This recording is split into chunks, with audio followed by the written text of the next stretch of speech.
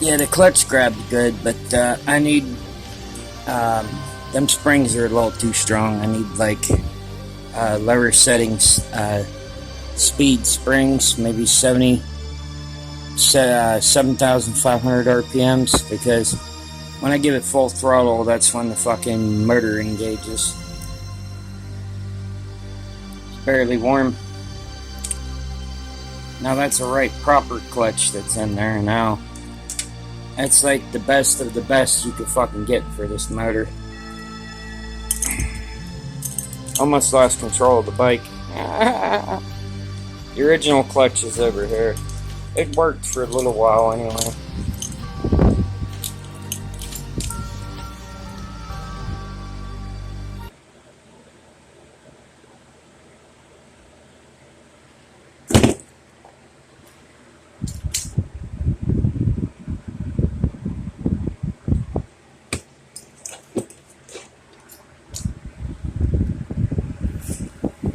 I also had to fix the cup holder because stupid plastic thing broke, so I had to make a bracket.